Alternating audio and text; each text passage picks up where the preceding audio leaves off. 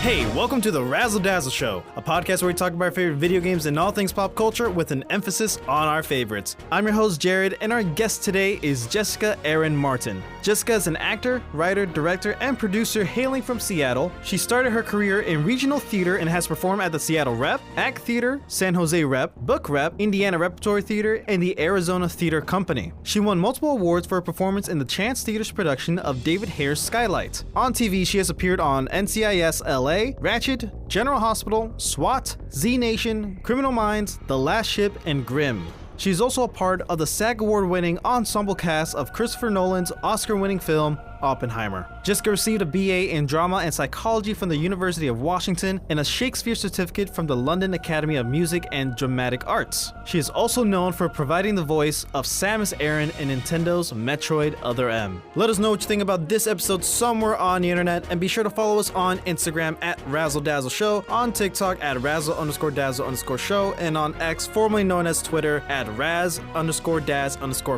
And with all that being said, it's Razzle Dazzle time. Hello, Jessica. Thank you so much for coming on the show. How are you today? I am good. Thank you for having me. How are you? If I was doing any better, I'd have to hire somebody to help me enjoy it. Oh, that's good. Yeah. Well, I hope you have the resources to do that, because I would love that for you. Whenever somebody actually asks me, how much does that pay? I always say 2 crisp high fives an hour. Ooh, that's good. Like a crisp high five, Yeah. though. Like those are few and far between, so that's good. So a quick Kickstarter question I have for you is, if you had to swap lives with one of the characters you've portrayed for a day, who would it be and why? Oh my gosh. I'm like trying to remember all of the characters that I've played on the spot here. Wow. I think I would switch spots with Charlotte Serber. She's actually a person, that's who I portrayed in Oppenheimer, just so I could like witness what it was actually like in the Manhattan Project and like kind of witness history as it was being made. So I think I would say Charlotte. Right, okay. I'm glad you brought that up. We'll get to it more later, but I just want to say quickly that the only reason why I watched Oppenheimer this past week for the first time was because of you, and of course to get ready for this episode. So as soon as you came on the screen, I paused it and I called over my partner and I was like, that's her, that's who I'm talking to this week. I'm so excited. But yay! Yeah. Well, thank you for watching. Yeah, it's a commitment. I understand that, but yeah, thank you. 3 hours. Oh my God, I started at 6 and I didn't end till like 9 and I had to get up early in the next day. So it was. Yeah, and it's nice that people can watch it at home now, because you can like pause it if you need to use the restroom because it's so long, and get some more snacks or like whatever you have to do. Yeah, seeing it in the theater was wonderful, but it was also like it was a lot. Yeah. It was a lot. So, where did you grow up, and how would you describe the musical background of your childhood? Wow, what a combo. I grew up kind of all over the place. Because of my dad's job, we moved a lot. So I was born in Seattle. We lived just outside of Seattle for my very early life.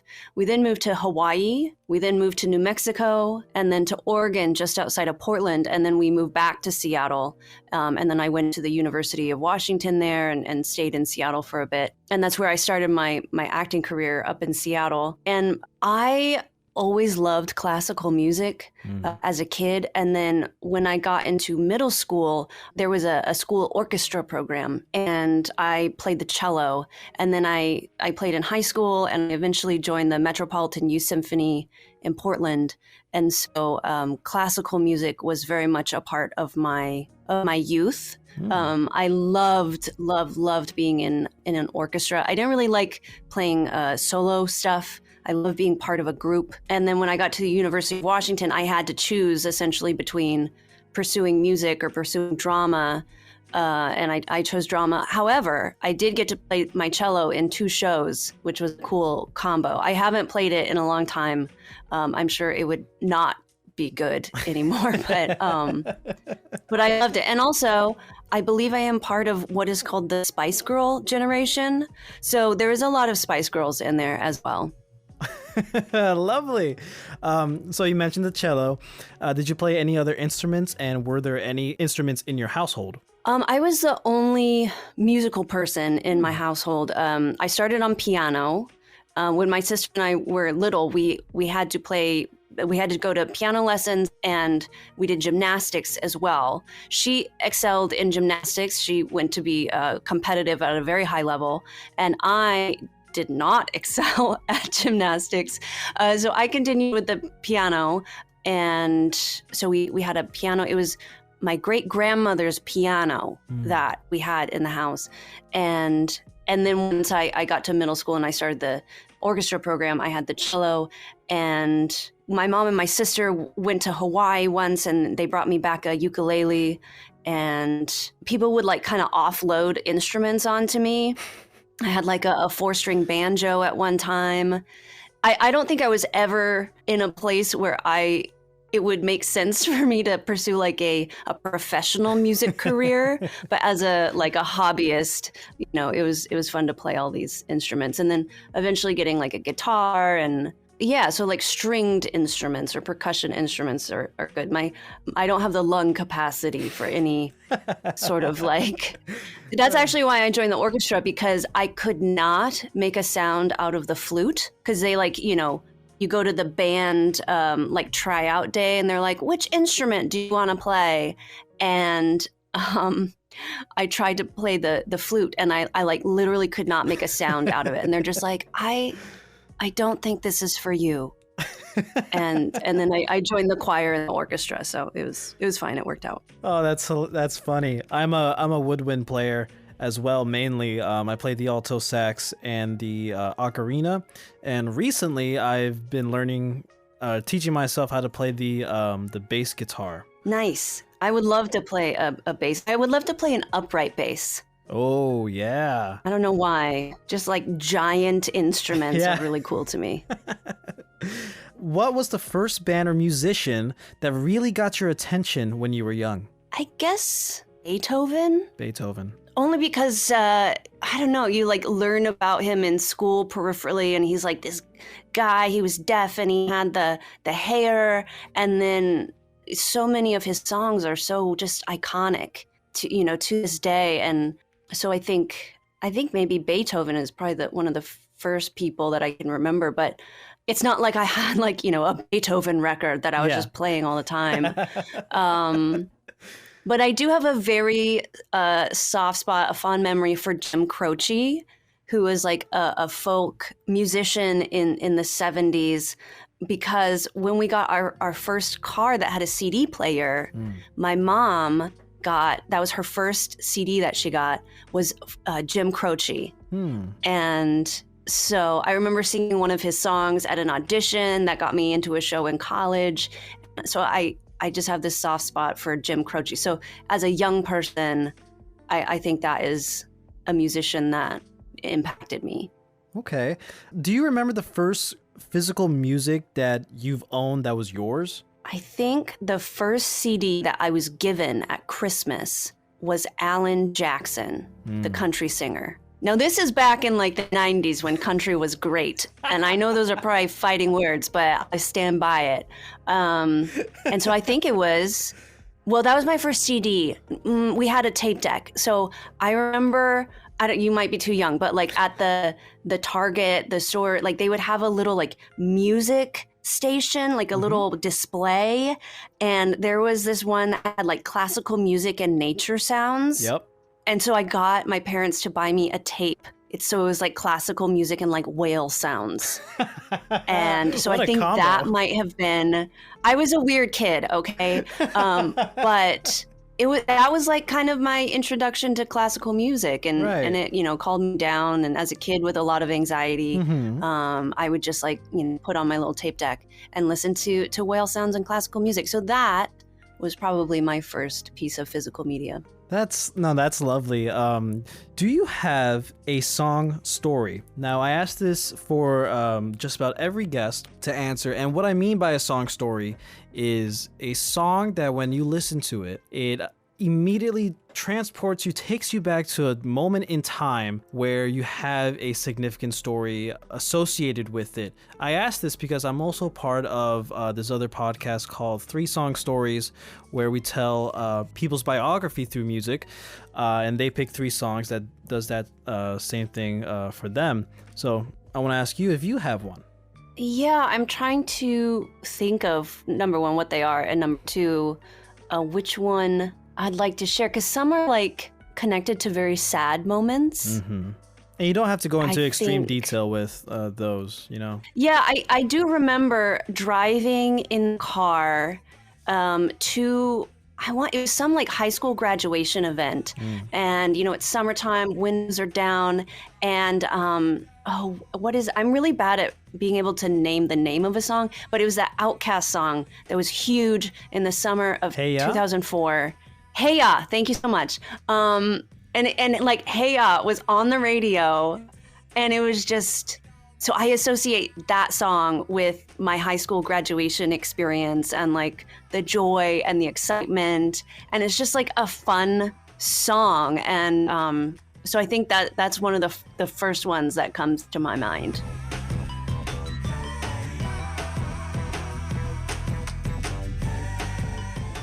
Do you remember the color of the car, or what kind of car it was that you were driving? What car was it that we were driving? I think we were in our silver Saab. We had a Saab, and I want to say that we were in that car, because I remember being like kind of low to the ground. So I don't think we had a pickup truck. So I don't think we were in the pickup truck. I think we're in the car. Okay. How does that song fit into your life today? Oh, it's just pure nostalgia. It's just pure nostalgia. And like, I feel like if it came on, I would just do some like really awful like dance moves, and I would just like long for the olden days. Those good old millennial olden days. Speaking of those golden days, what pops into your mind first when I ask you to reach back for an early memory of a particular show or movie? Like, do you remember the first show that you've ever watched, the first movie? Well, I'm pretty sure the first movie my parents took me to see in the theater was The Land Before Time, which is that animated dinosaur movie, right? God, and it's I love so that sad. movie as a kid. It's so good. It's so good. And I just remember loving Littlefoot.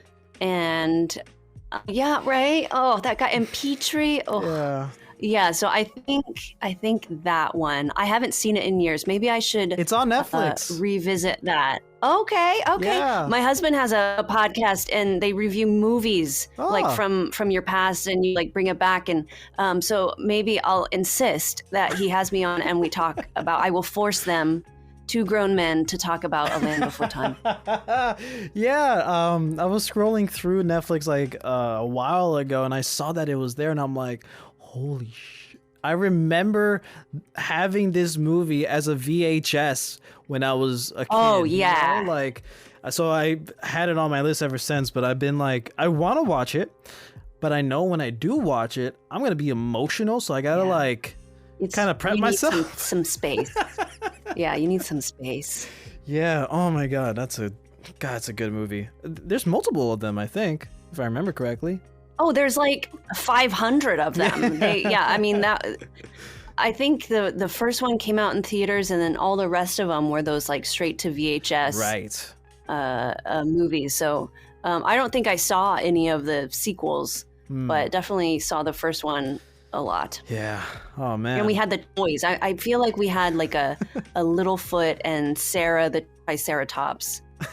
Because that was my sister's. That was the one she liked, was Sarah the Triceratops. So great movie. Yeah. If it does, how do you think that movie influences your creativity and approach to your work today? Oh my gosh. I mean, considering the fact that I haven't thought of that movie in years since I just said it right now, I don't know how much it has an impact. I mean, I guess I will say, you know, that movie is very wholesome in a lot of ways, but also it deals with like some very serious issues. And it's very sad. And so I think I, as an artist, like to do that. or think that there is space for that audiences have the capability of dealing with hard things and soft things at the same time. And yeah, so I guess it does. Wow. I'm thinking it out right now in this podcast. I love it. What song has helped you get through a difficult time in your life? And again, you don't have to go into any details. I won't share any details, but I will say Fat Bottom Girls by Queen. Okay. Thank you. Yep. Moving on. Let's get into your career. Now, what sparked your interest in acting and in the entertainment industry? So when I was, I believe, a kindergartner, my mom, I think probably to get me out of her hair, put me in this after-school drama class at my school. It was like girls only drama class in like the little portable out back. And I probably only went like a couple times, but I remember we were doing improvs of Little Red Riding Hood. And I just remember seeing that and thinking like, oh, that's so fun. And also I think I can do a good job at this. And then I think I was hooked ever since that moment. I didn't start pursuing drama until high school for the school plays. That was like my sophomore year of high school. And that's purely because I didn't make the dance team because I have zero talent when it comes to dancing. And so I did not make the dance team, but they were auditioning for a student-led production at that time. And I auditioned for that and I got in, and that was the beginning. When one door closes, another one opens. So sometimes, exactly, I was just going to say that.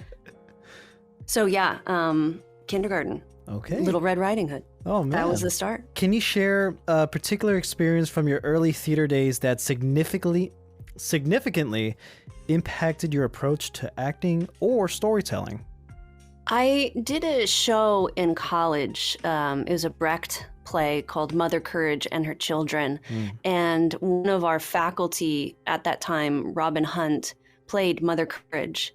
And I got to share a dressing room with her, and I got to see her work, you know, this person who had been a professional for decades.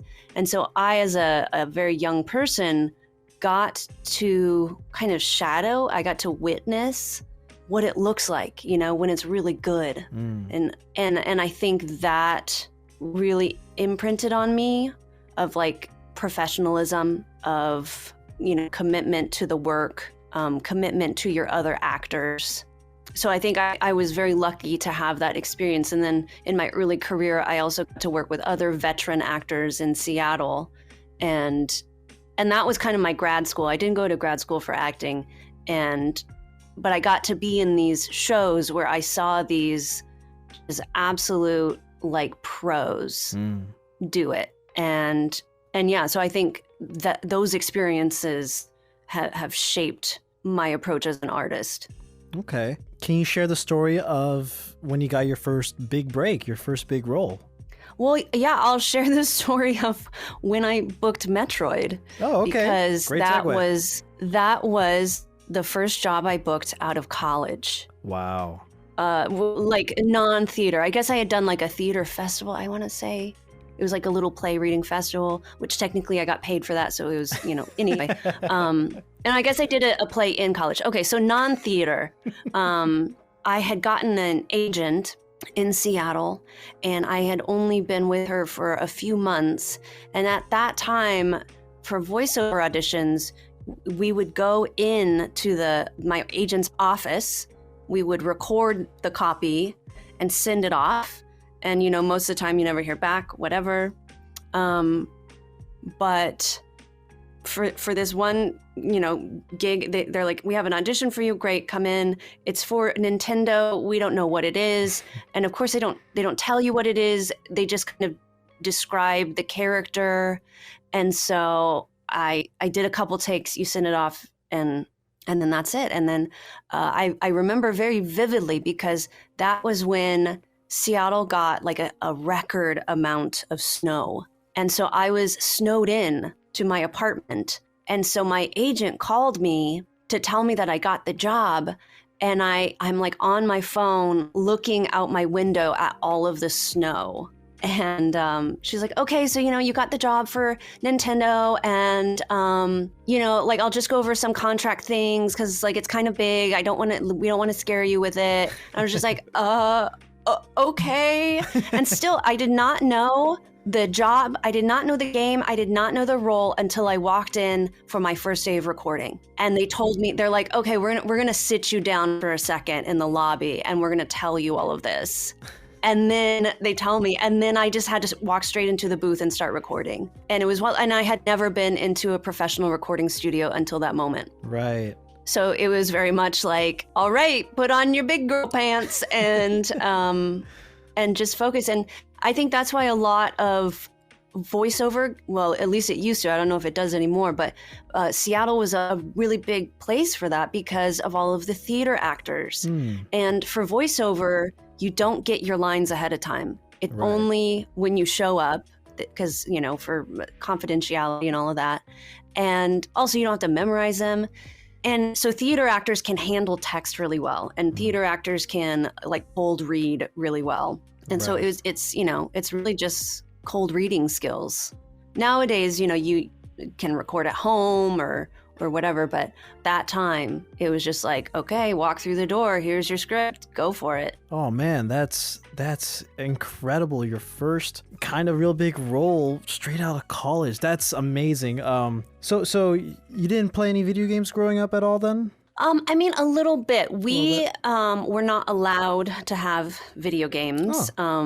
My parents were like, we'll buy you as many books as you want. Gotcha. We could watch like TV after we finished our homework and all of that.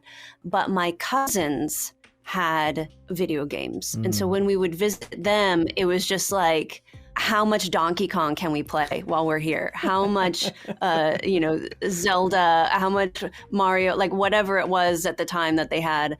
And we would just like play as much. But I think because of that, like I don't have that hand-eye coordination to be a very skilled gamer.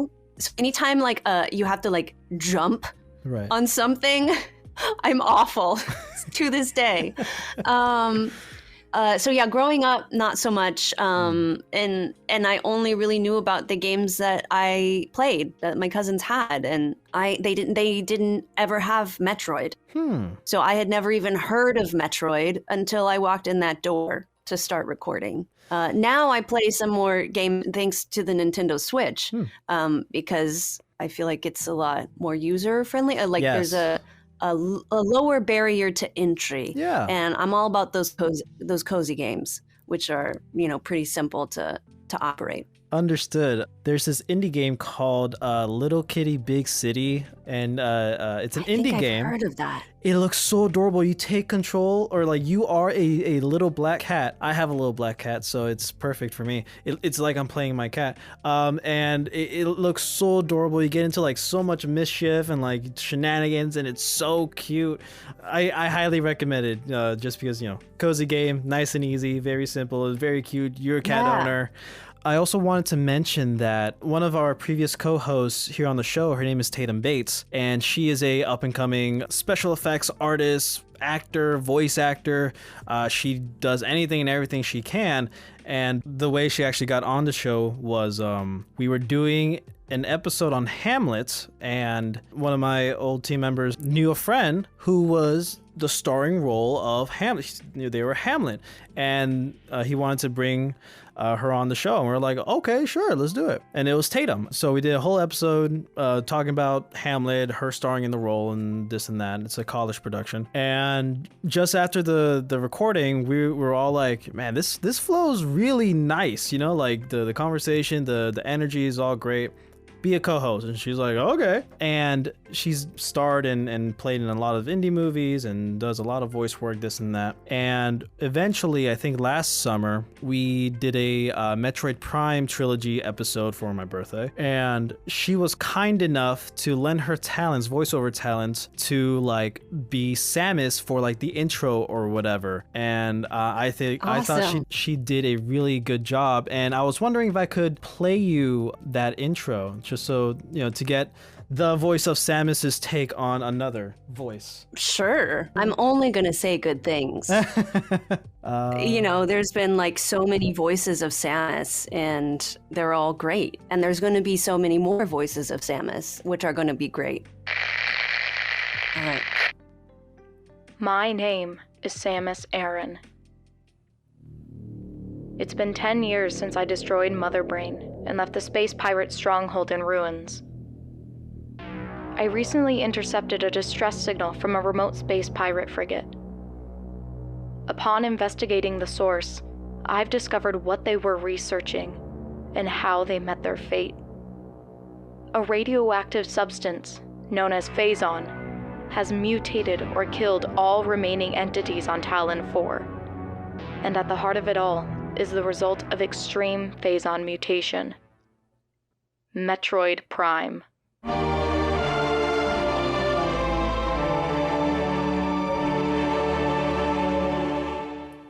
She did all that herself, like the sound editing and all that. That was like all her. I hope you heard it. That's great. I did. And the whole time I was like, oh shit, I would listen to an entire game of this.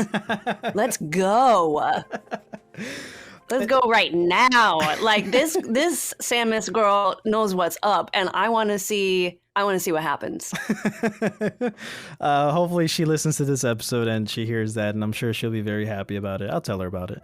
But yeah, I figured like I should mention it because of that, and also she, you know, her whole background is theater. She still does theater stuff for Florida Gulf Coast University and all that stuff. So I figured it'd be perfect. So thank you for your patience with that. Thank you so much for listening to that. Yeah, of course. Let's continue on with the Metroid train. So you haven't played any Metroid games, period, since your starring role, right? No, I hadn't played any. And then I did have a very sweet and patient friend of mine play through Metroid Other M when it came out, just so I could experience the game because I had no skill. I tried to play it, but I could not get past the demo mode. That's fine, yeah. So I was like, I gotta bring in the pros. I gotta bring in the experts. And so we would just, you know, like once a week have these little playthrough sessions, and we did. We got through all of it, and that was fun. That's amazing. Yeah, and you know, I know there's you can just like watch the cinematics. Yeah. But I was like, I want to hear those effort noises like throughout the game. I was particularly proud of my lava death screams. So like whenever we're in the lava levels, I was like, no, just like jump in there. Just jump off the thing. So I did get to experience that game, but I felt like it would be a little too much to ask to be like, could you play every Metroid game so I can watch it? I know now there's like Twitch and like people do that and I could watch it, but I think I've moved on from that. I don't know that I need that. Yeah, understood. For myself. Yeah, the only other games that have voice acting, you know, just effort noises and stuff, is the Prime series and the latest one, Metroid Dread, with like she says a word, like a sentence. No, I think it's such a great opportunity for you, like the first thing straight out of college, you're starring as the first official voice of this well-known character in this well-known video game franchise, even though it's still niche in a way, but like it has its own cult following for Nintendo, you know, like you're a lot of first stuff happening right here, and I'm pretty sure Other M, like that's my original copy of when I first bought it many years ago. I see that up there. Very cool. Pretty sure it was like the second Metroid game I've ever played. The first one being Metroid Fusion, which is my favorite, the most streamlined Metroid game. It's not that hard. It's not hard. It's easy to not get turned around. I mean, like you can't get lost that much. You know what I mean? It's like very streamlined because it's for the Game Boy Advance. And I'm not trying to harp on the game at all, and I know there's a lot of mixed reception on the game, blah, blah, blah. But for it being one of my first Metroid experiences, period, I love the game. I have only like one little gripe about it, is just because like in the same lava levels, Adam was like, during the halfway through the boss fight in that section, now you can turn on the heat protection Varia suit, even though you should have done yeah, that for the entire time you were there because you were losing health. But whatever. That's my only complaint. It's just dumb. But everything else, your performances, the other actors' performances were amazing. Like the actual cutscenes looked beautiful. I love the gameplay on like how it actually played the kind of 2.5D kind of space, you know, almost 3D, almost not. It's very well done. The combat is great. The soundtrack I still think is great. Your performance in this fits Samus so well, and I can't think of who else I would rather like hear as Samus. Like there's very little times in video games where the first voice actress for a certain character is like the definitive version of that character. So like, for example, in films like you know, the Marvel movies, DC movies or whatever, Tony Stark, that is Robert Downey Jr., for example, right? Like you can't not see that with that character. And I feel the same way with your portrayal or your portrayal of Samus, and for another example, Patricia Somerset, the first official voice of Zelda. She does an amazing job for that version of the character. It's phenomenal. So and the amount of emotions you bring out of Samus. Now, I want to ask you if did you find any personal connections to her or aspects of her characters that resonate with you? I mean, I think you have to, no matter what role you play, you have to find a personal connection to be able to portray that character authentically. So I think, yeah, to answer your question, yes. I did. You know, being a young woman on a mission and, you know, not everyone supporting her and just... Yeah, no, I think she was a really wonderful character for me to play at that point in my life, where I maybe was a little bit like adrift personally. And she's just so cool. She's just so strong. She's a badass, yeah. And just such a badass. And so I think being able to borrow her confidence was really nice as a young woman. And I think maybe that's a lot of people connect to that. Like when they play Samus, is that they get to borrow her confidence. And that's really cool. That's really nice. Yeah, one of the biggest draws to the Metroid series and all the games, not just Other M, is that you, Samus, you are in this alien location, literally, alone, isolated, and the games does a fantastic job in environmental storytelling and portraying a sense of anxiety, dread, hence the title name of the latest game, in the players, because, you know, at any moment, like this giant monster alien thing can come and attack you and rip you apart, but you steel yourself because Samus is always like in control, cool, calm, and collected, and like takes charge of what she needs to do. She gets stuff done. Now, what Other M does differently compared to the other games, we see an emotionally vulnerable side of her. Hopefully, I'm using the right terms, because, you know, we see her struggle with her PTSD of, you know, seeing like the scene with Ridley when we first see Ridley, right? That whole... she's losing her concentration for her power suit and all that stuff. The actual flashback, we see her like, you know, turn back to a little kid, you know, in her mind or whatever. Like all that makes sense, because how can you have a strong leader type of character without also showing these vulnerable aspects of her on how she became that? Like, this monster destroyed her entire planet, including her parents, right in front of her. And she was like 5 or something, you know, like this is a lot. And I'm glad that Other M took this approach to finally showing that Samus is not a robot like everybody thought in the first 2 games, that she's an actual person that deals with things. It's incredible. And I know that you're a strong, big advocate for mental health and stuff. So I'm sure that also resonates with you.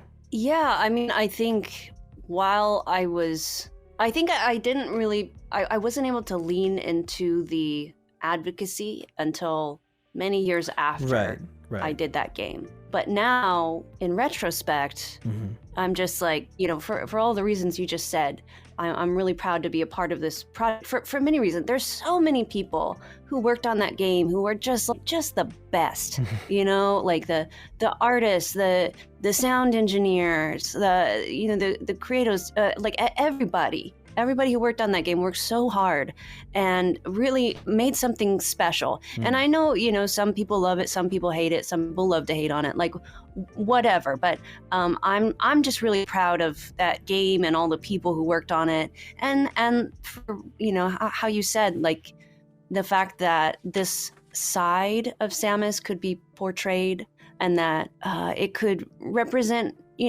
kind of like the Land Before Time. Like it can represent something really serious in a entertaining and engaging way. Yeah.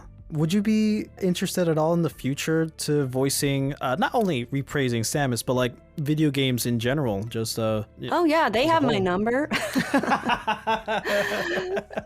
Sure, sign me up.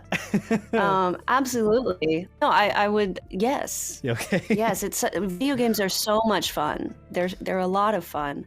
Whether you're doing motion capture or you're doing voiceover, they're just a hoot to do. And I would love to do more of them. Has your work with Other M influenced your perspective on the potential of storytelling in video games? Because what I mean by asking that question is that a lot of people don't see video games as, air quotes, art, but like a lot of great stories are told through games. Well, I think a lot of things are changing. Like now, we've got Fallout. I'm not being paid to promote any of these, but I also want to shout out Craig Mazin because he's a great guy for the Last of Us show. Yeah. And so now we have studios who are always looking for IP, being like, okay, well, these are popular, let's do this. And then, all those who have played these games know the storytelling power within them. And now that wonderful storytelling from the game is brought to an even wider audience who are watching the shows. So I have always believed that interactive storytelling is one of the most powerful versions of storytelling. So video games, tabletop games, escape rooms. I think immersive storytelling is one of the most impactful ways to tell a story. And so I've always been on that train. And I'm just glad that now other folks are as well. Right. Okay. Now let's move on to your time in TV and film. So, of course, you've appeared in a variety of popular TV shows such as NCIS LA, Ratched, General Hospital, SWAT, Criminal Minds, Grimm, etc., etc. Can you share a memorable experience from any of these shows that you've had and what it was like working on such well-known series? I mean, it's just like, because TV moves so fast. Yeah. TV moves really fast. So you just kind of gotta like get in and get out so they can make their day. And especially when you're a day player, like if you are pulling focus, like attention and all of that, like that's not a good thing. So you just want to like get in, do your job. And every actor's process is different. Some folks like to chat, some people don't. But it's very cool to watch these well-known actors work and being on shows that are like well-oiled machines. And then some shows I've been on are like newer and they're still working out the kinks.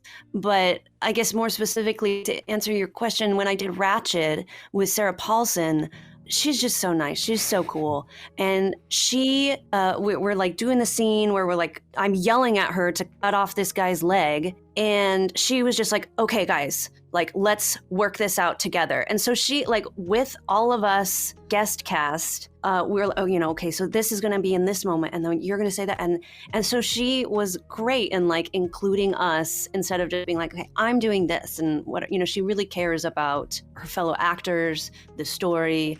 And so I'm just like, I just did a scene with Sarah Paulson, who I've been a fan of for a long time. And it's always nice to like work with someone and they're like wonderful. Yeah. Because it like breaks your heart if you're like, oh no, I was such a fan of you and you're awful, which in my experience, thankfully, I knock on wood, most everybody who I've worked with has just been like so great. So I think, I think those people who are divas are like fewer and far between than I think people think. Right. Oh, that's lovely. I love that. So from crime dramas to sci-fi and fantasy, you've worked in various genres. Is there a particular genre you find most challenging or rewarding to work in? I don't know. Because as I have worked on them, I don't like separate like, okay, so this is a TV procedural. I need to do it like this. I mean, while it is for all my actors out there, it is important to understand the genre and understand like your place in a story, especially for like a police procedural. It's like, okay, so, I was the person who died in the cold open for Criminal Minds. And so knowing like, okay, script-wise, TV, math-wise, I am the person who sets the emotional tone for the rest of the show. So just give it your all, because people need to care about bringing this bad guy to justice, right? But also, you're just like playing the truth of the scene, and if it's written well, which it usually is, you're just playing the scene. Whether there's like Bigfoot after you, or like random serial killer guy, or you're on a World War II battlefield, or like whatever it is, you're just playing the truth of the scene, and the genre happens around you.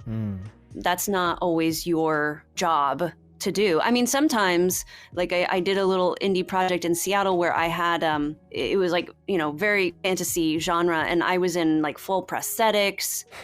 But that did that work for me. Like the prosthetics and the costume did the fantasy work, and I just got to play this like evil queen. Right. So I guess that's like a really long answer to your question, but just play the truth of the scene. The genre happens around you. Understood. Now let's talk about your experience working with Christopher Nolan in Oppenheimer. Like we said earlier in the show, or like I said earlier in the show, I've recently watched it this past week, and it's a lot to take in all at once. How was your experience being on set, being in the movie? It was great. It was the best thing ever. And like, there really isn't much more I can say than that, but it's just like, it was just the best. Yeah. Every single person there, cast, crew, just top to bottom, it was a dream. All right. Lovely. Nice, simple, sweet, short answers are still great. Now, you've also written and have directed your own shows, right? What do you look for inspiration when making your own personal projects? I think when I started, it was more just like the exercise of doing it. I was actually just talking to some of my closest friends last night about the whole like, make your own stuff trend, like make your own projects. And we felt like that was really huge like 10 years ago, where everyone was making stuff just kind of to do it. And, or like, I don't have this type of role on my resume, like let me go make that, let me just exercise my craft a little bit, I'll just make something like this. And so I think early on I was just like, well, what entertains me, like what little kernels of an idea do I have, and just kind of leaned into that and just made some things. And now, as my time and energy is not what it used to be, like the thing is, we don't have to make anything. There is no need for us to make anything. So when you do, it needs to be a very like conscious and purposeful choice of, like I'm doing a show right now. It's my solo show that I've spent like over a decade writing, and I'm self-producing it. I did some shows in Seattle. I have one more show in LA. Who knows where I'll be able to do it next if I can, but it's extremely personal, talking about mental health and Joan of Arc. And it's something that means a lot to me, and it means a lot to me to share with the world. It's not like, hey, look at this cool thing I did. It's like, I feel compelled to share this with the world. And so that's that project. And then I have some other scripts that I'm working on, and it's like, being very purposeful with what I'm making, like how can I entertain people educate people, engage people. Now, the next things I'm doing are or working on are also genre projects. So I've always been a fan of genre. Again, like I said, like genre happens, it's just like the world building, right? But it often is kind of like Metroid, Other M.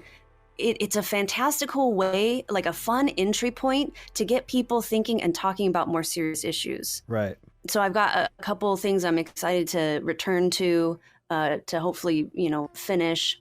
But yeah, at this point, I've been in the game long enough that I know that there is no guarantee of anything getting made. There is no guarantee of if it does get made, it's going to be successful. So if you're going to make something, do it because you absolutely love it and you absolutely feel like it needs to be shared with the world, and that you're going to put your skin in the game to make sure that it, goes all the way. Yeah, that's... Now, that being said, like if you're a young person at the beginning of your craft or career, just like make stuff, but for as little money as you can. Like just do it on a phone. Just do it with friends. Like, work your way up. Don't be spending your savings account, like, making a thing and you're hoping to get into a big festival. Like, I think a lot of people make that mistake, and it's just like, just work your way up. Just use what you have. Yeah. You can make a lot of things that way. Yeah, no, that's beautifully said. I totally resonate with that completely. Like with this show, the Razzle Dazzle show, I just started this just because after I moved from my community college back in Miami to here, Florida Gulf Coast University, halfway through my college career, didn't have any friends, didn't know anybody. My other friends back home also moved to different parts of the country and stuff, so fell out of touch for a little bit. So I started this show because I wanted to have a place where I can talk about the things I like and also make friends and also talk about the things that they like, even things that I would never watch, period, for example, or participate in, like D&D, like Mortal Kombat, whatever, it's all for fun. And we didn't get to where we are now just by the mindset of when we started this, we're gonna make money, we're gonna be big podcasters like Joe Rogan and this and that. Nah, this it's not even for that. Like, the reason why I still want to do this, why we're still doing it, is for fun. It's because we like to do it. We're not doing it for anybody else but for us, So yeah, I've also talked with another podcaster, Alex Robson, who does the Batman the Animated Series podcast, and we had a similar conversation where it's would we want this to be our full-time job? Sure. Is that realistic? No. We keep doing this just for fun. We're not trying to break our banks with this, we're just doing what we can, making it work, putting it out there just because maybe somebody else will also enjoy it. Who knows? But it's also a nice little time capsule too, when you look back in the future and all that stuff. And it's just, as long as you're having fun, as long as you have a purpose for it, and you don't start off with the mindset of I'm going to make money with this and it's going to be huge or whatever. I know you said in one of the other podcasts that you've been a guest on, it's you can have your side hobbies, as long as they don't become your side hustle, or that's the reason why you started that in the first place. And that makes total sense to me. You like knitting, and you're not knitting to sell these creations you make. You're doing it for fun, for your own way to unwind and relax. And I think that's perfect. And I think more people need to realize that when they're trying to produce something, make something, is that it's not going to blow up overnight. I mean, it could, who knows? But that shouldn't be the reason why you're doing it. Yeah, I think, so many things of what you just said are really important. Is, doing something that is meaningful to you, that is rewarding to you. And also, doing these projects from that place, create this connection with other people. Yeah. Because art or doing podcasts, it's all about connection, and hopefully a wider audience will feel connected to it as well. But I think as human beings, we don't exist in a vacuum. Yeah. And we shouldn't. And it's all about just connecting with people in a really positive way. And I think it's I think it's just really important and having these like creative outlets. I think the podcast episode that you mentioned, like I talked a lot about creativity and how important I think that is for everyone, whether you're making a podcast, whether you're crafting, all of these things. And if at a certain point you can make some money, you know, that's great. But in my experience, once you know, try to sell, try to monetize, try to capitalize on something, it adds another layer of work that you have to do, and then it takes the fun out of that thing you were doing in the first place. Yeah. And so I think everybody should have that creative outlet, whatever it is for them in their life. No, some of us are really lucky to be able to be creative for money, right? And that's really cool. It doesn't happen all the time, but when it does, that's really great. Yeah, and with your work, with your stories and your shows, is there a way to like find that online, watch that online at all, or anywhere, or is it just like in person in your area? Oh, the play that I'm currently doing? Yeah. It's just a live show right now. I mean, follow me on Instagram. You know, I would love to do this show in the future elsewhere, but because I am self-producing every performance, I don't know the next steps for it at this point. But yeah, definitely follow me on Instagram. I'll put any updates there. Yeah. I don't know if I ever want to film it. Maybe, I don't know, because it's just a different medium. Yeah. You know, like live theater is one thing versus a film of a live performance is another. So, you know, I've thought about it. We'll see. You know, making films it's really expensive. So, so we'll see. We'll see what happens. Understood. Yeah. The Razzle Dazzle Show Instagram is already following you on Instagram, so we already got that covered. Well, thank you so much for sharing that stuff. And now we're going to enter the speed round where I'm going to ask you a bunch of silly little questions and we'll just have fun with it. Okay. So first off, if you were the final boss in a video game, what would your title be? Boss bitch. Or maybe bitch boss. I think I like bitch boss better. Oh, I was not expecting Sorry, that. you're going to have to bleep this episode now. It's fine. Don't even worry about it. Oh, what would your boss theme music be? And you can choose any song from anywhere. Well, if we can get the licensing, Fat Bottom Girls by Queen. Oh my goodness. I love where this is going already. If you were a superhero, what would your name be? If I was a superhero, well, okay, first of all, that makes me think, like, what would my superpower be? That's because the then I feel like question. your name needs to come from, like, your superpower. Yeah.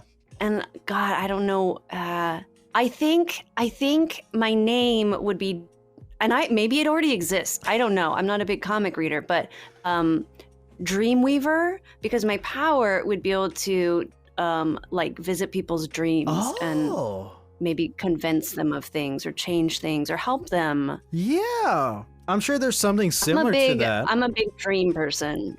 Oh, really? Oh, I'm sure there are like many comic characters already in existence that have to do with dreams. Yeah. There's this video game by Sega called Knights and the Realm of Dreams or something like that. It has a similar vibe to that. So it's... Check it out. You know, maybe it's very cool. I've always wanted to play it myself. I've only ever seen like videos of it, but I recommend it. Awesome. That's great. That's probably one of the most intriguing and thoughtful answers I've gotten for that so far. Like others just like flight. Thank you. Speed, you know, whatever. I mean, no, okay, I would say, well, flight would be great because I am absolutely terrified of flying on airplanes, which I have to do more than I would like because of my work. But one of my maybe my all-time favorite TV show is Avatar: The Last Airbender, the animated series. And if I had an appa, my life would be so much better.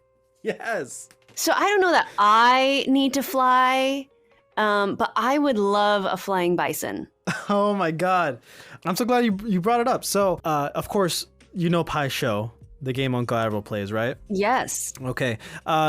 Did you know that you can play that IRL? There's this site called the Garden Gate where you get to play pie show with people. There's different variations of pie show online or in that site.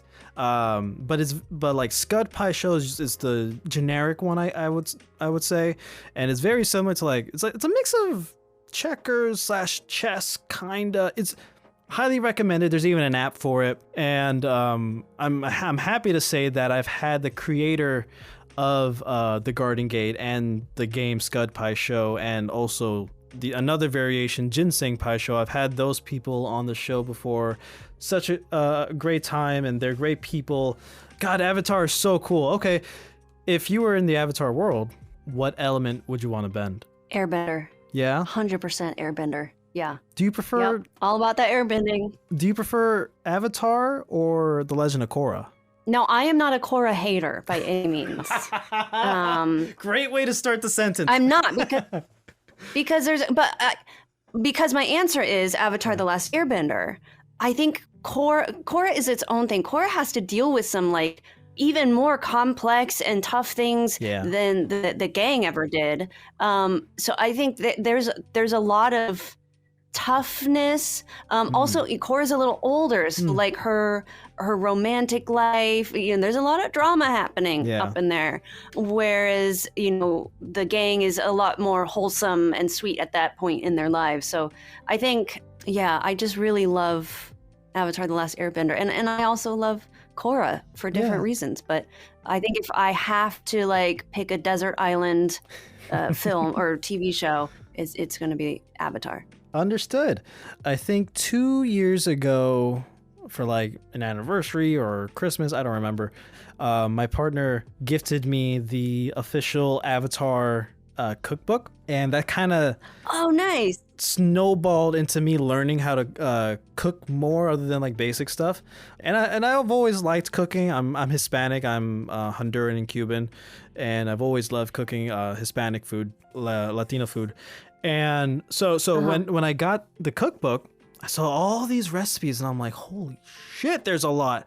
And one of my favorites to make now, regularly, I made it last night, I'm gonna make it tonight again. It's called Komodo dragon chicken or whatever. It's just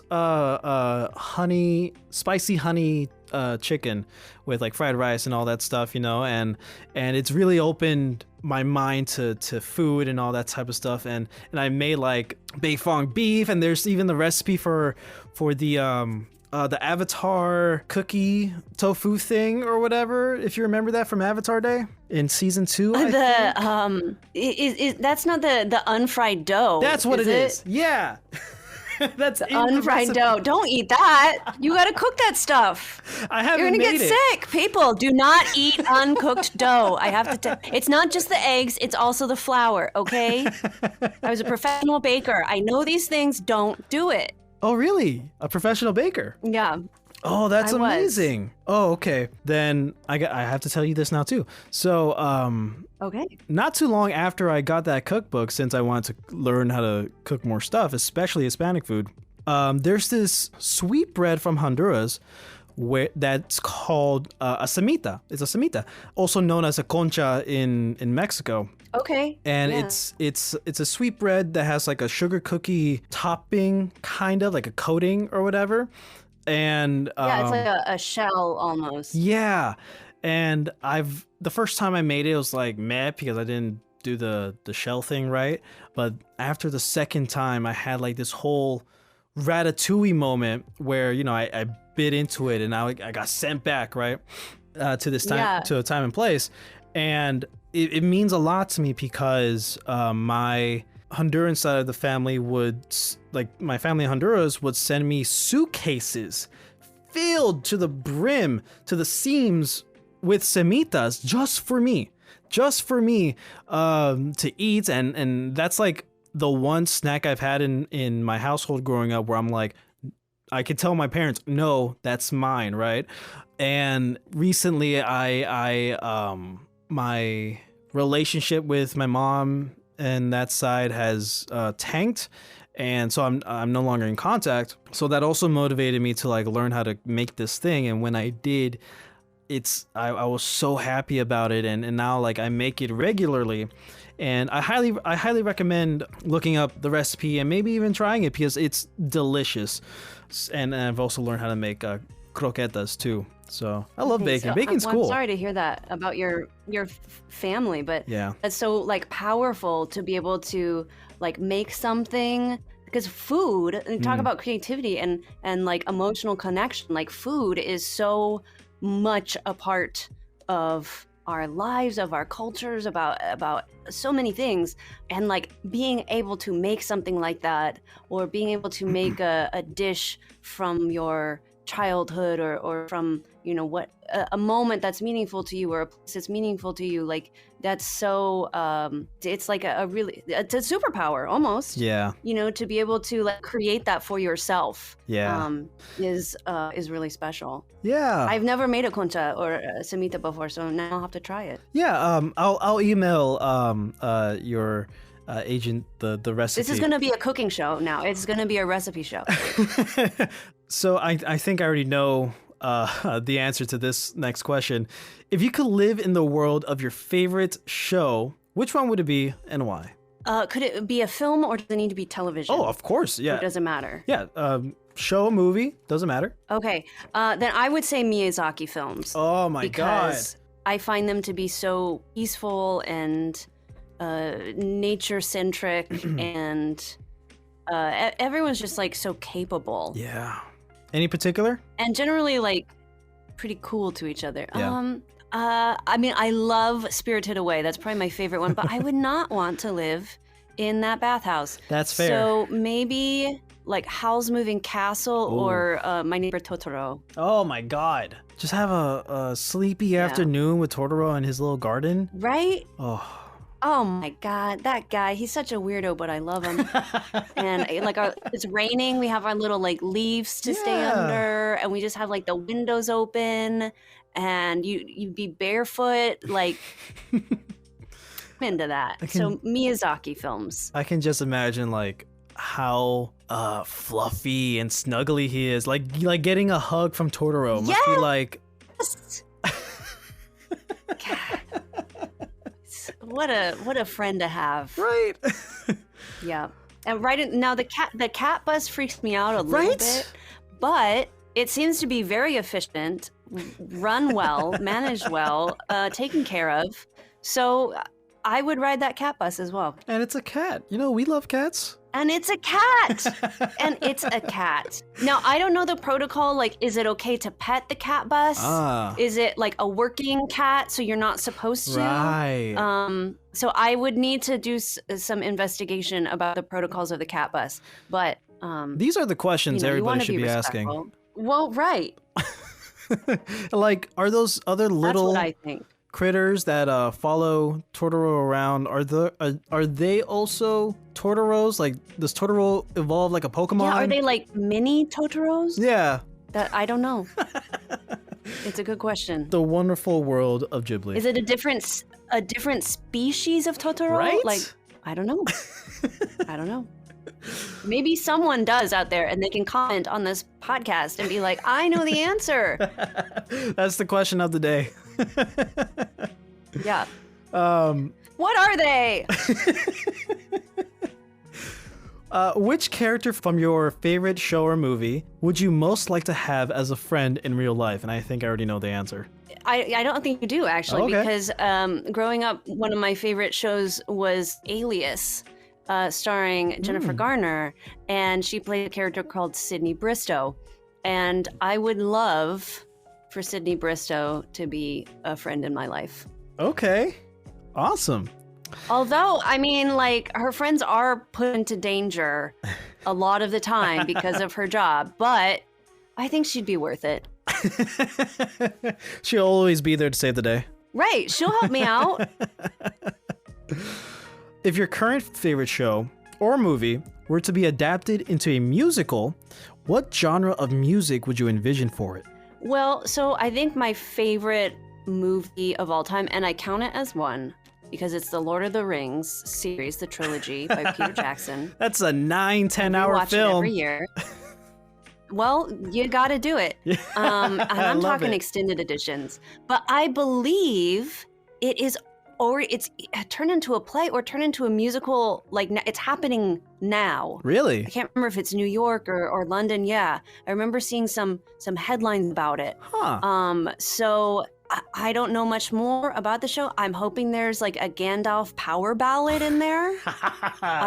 You shall not pass. Like I'm talking exactly. Oh man, that would be dope with like a what's the thing? The dragon? I'm blank. Oh my gosh, I'm embarrassing myself right now about my Lord of the Rings lore. The thing on the demon thing. He's like, you shall not pass. It's one of the agents of Morgoth. Is it like okay? It'll come to me. Balrog and the Balrog. Oh, Balrog. Thank you so much. It's the Balrog. Yeah, I think Gandalf and the Balrog. Oh, maybe it's the Balrog song, like a Balrog power ballad. Okay, I'm into it. I think we have something here. I've been meaning to rewatch The Lord of the Rings, like all of it, including the Hobbits, recently. So this is pushing me more towards doing it now. So thank you. I recommend doing it in the fall. I feel like it's a very autumnal watch. And then I also recommend having like a Hobbit menu day where you have breakfast and second breakfast and 11sies and the whole thing, because you need it all to watch all of it. So just make it an event.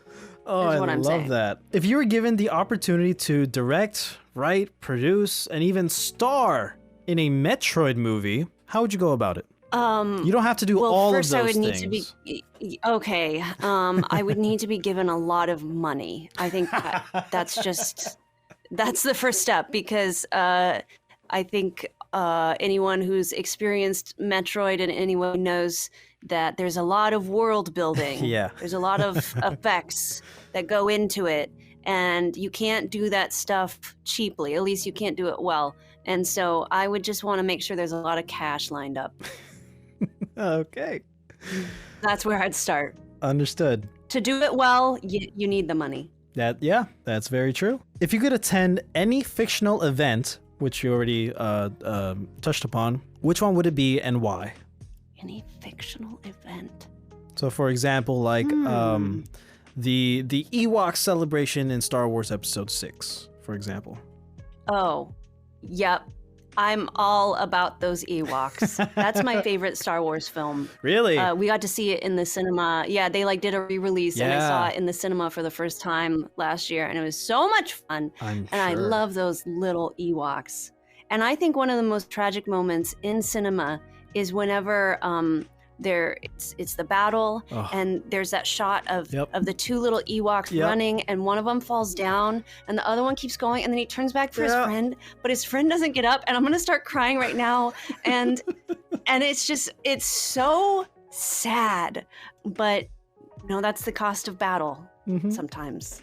And but yeah, I think I would love to get down with some Ewoks. Oh, I love it.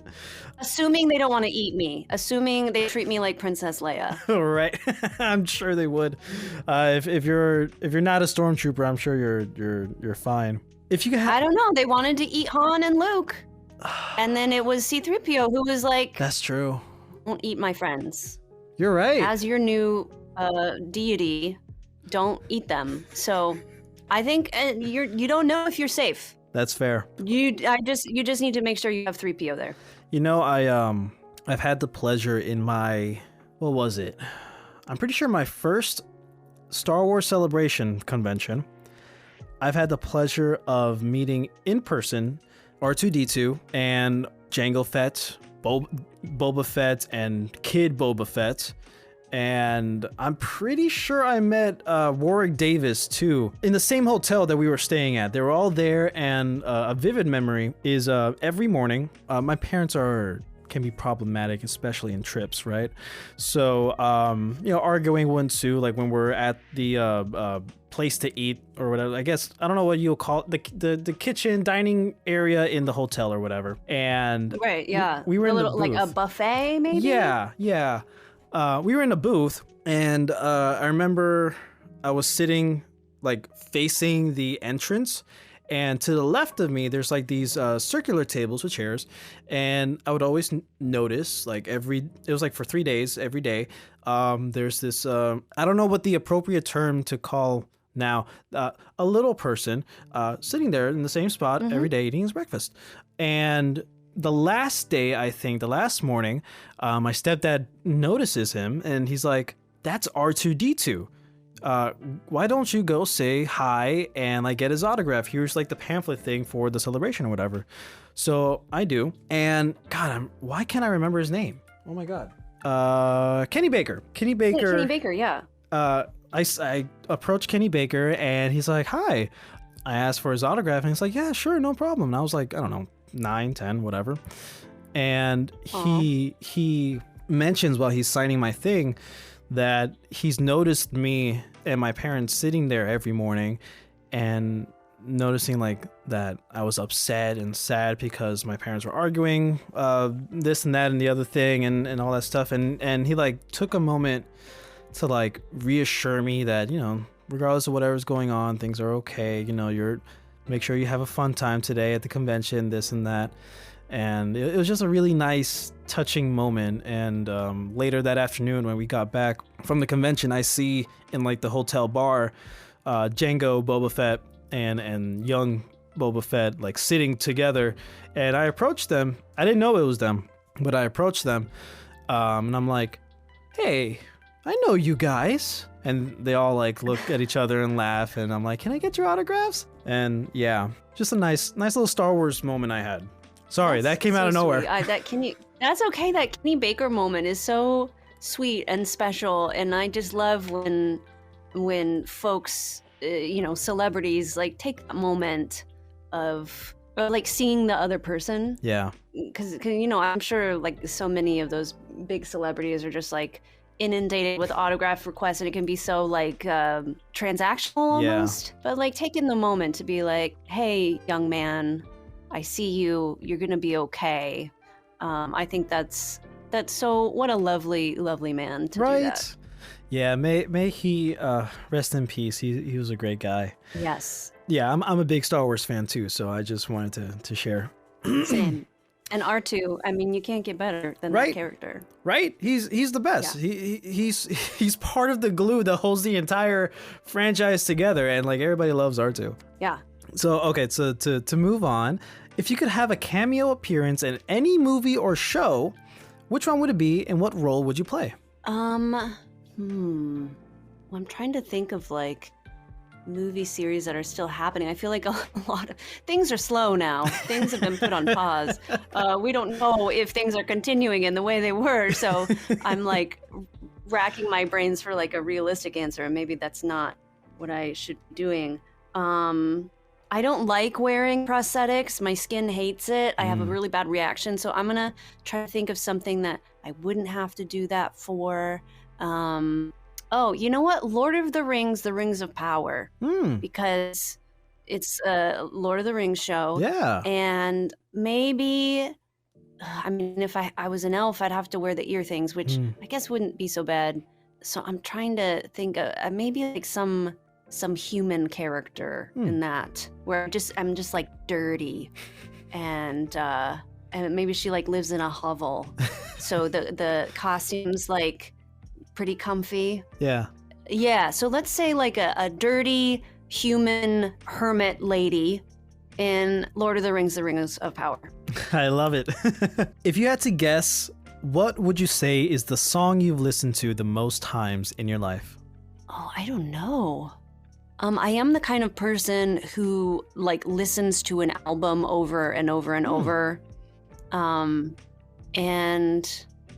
I mean, maybe, I don't know, maybe one of Adele's 25 album, because that used to be one of my rituals while flying, was to listen to that song or that album on repeat as a way to like calm myself. Right. So maybe that. Oh, I love that. Do you have a favorite album, or would that be it? I mean, it's a very good album. I don't know if it would be my favorite album ever.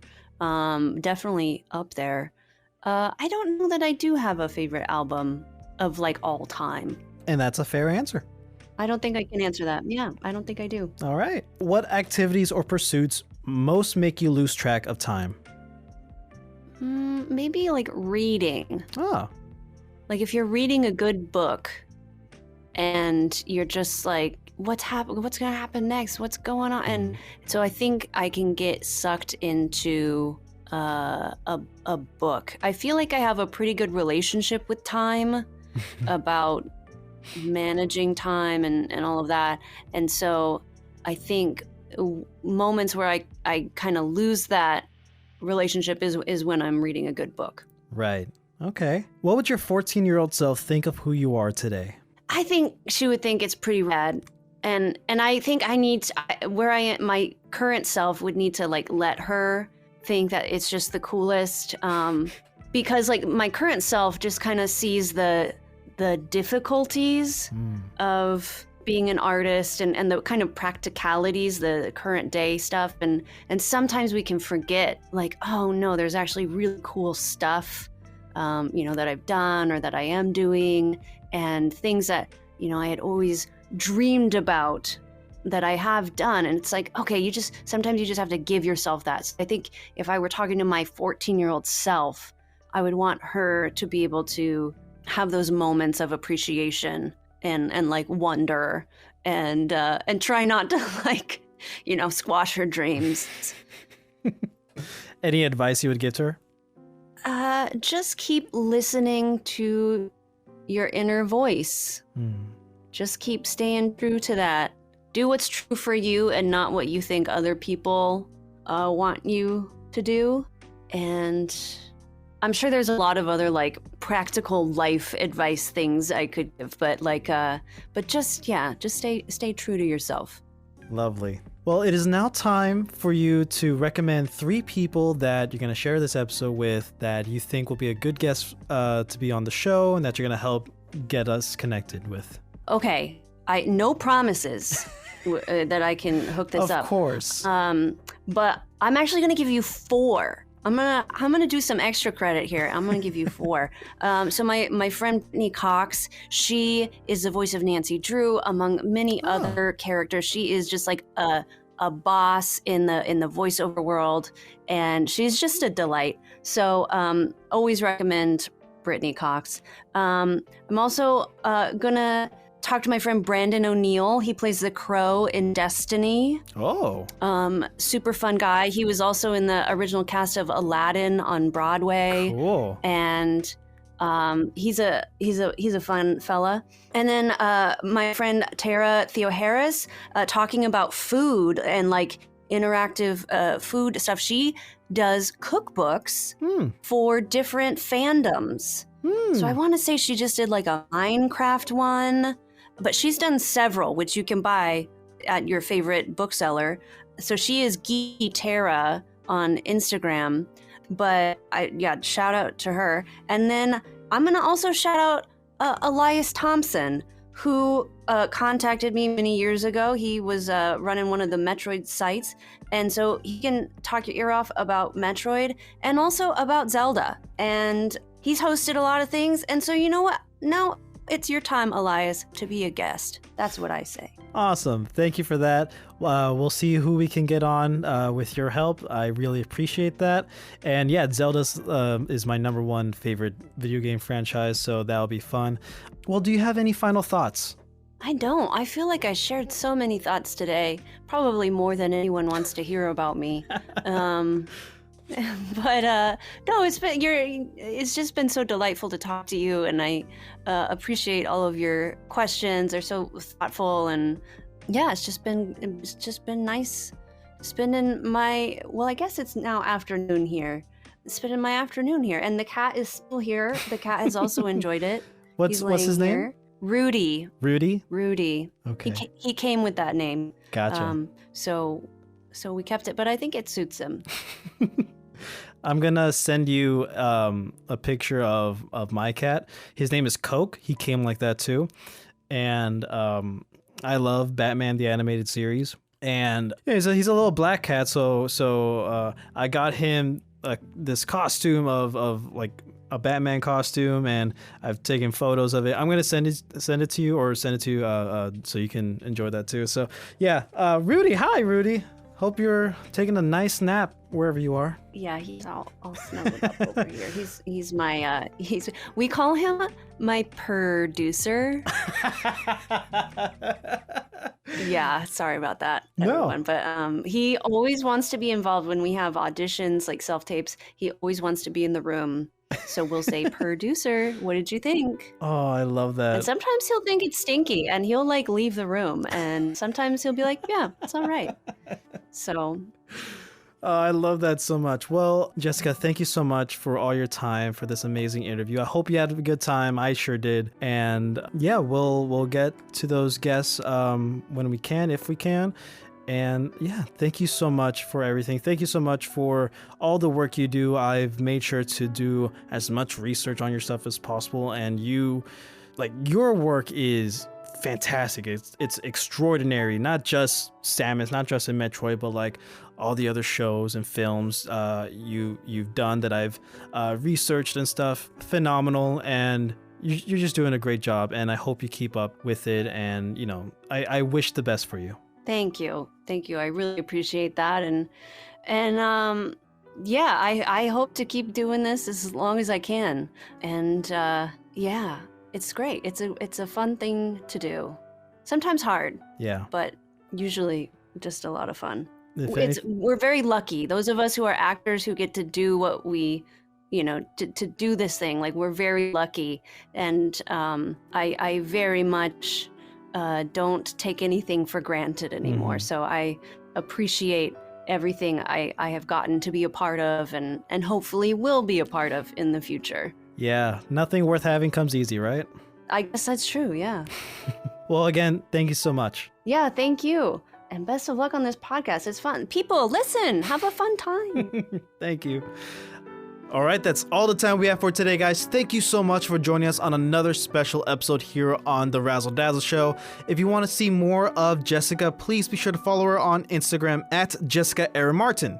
And be sure to visit her website at jessicaerinmartin.com. Links will be in the description down below. Please let us know what you think about this episode somewhere on the internet. And make sure to follow us on Instagram at Razzle Dazzle Show, on TikTok at Razzle_Dazzle_Show, and on X, formerly known as Twitter, at Raz_Daz_pod. Be sure to leave us 5-star ratings and a nice little written review down below, and we'll catch you on the next one.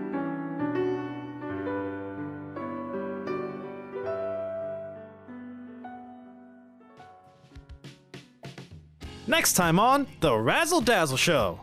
You'd never know one of my favorite genres of music is like screamo. I was gonna ask. I was debating. Love screamo music. I was debating on the Kickstarter question, either being what I asked you if you had any cats because it's a little kitty, or you like jazz, referencing the B movie bit, but also because gastronauts and little kitties jazzies. So screamo, what's your favorite band? Of Mice and Men. Of there Mice it is. and Men. Yeah, The Flood. I think I have every drum fill memorized, and I do it at air drums. Yeah. I can't play the drums. Love that album. It's just, yeah, it gets you pumped. I love listening to music that I can't easily reproduce. So like EDM, screamo, that kind of stuff where it's just like, I mean, it's a little bit harder to be like, how did they make that sound for me? I mean, yeah, maybe not so much, like I understand how they make a lot of the screamo music, but like a lot of the rhythmic stuff I would never write. So it's really fun to just hear those like, double kicks and triplets everywhere. It's like a little detox, I guess, for my always analyzing brain whenever I'm listening to anything. Tune in next time.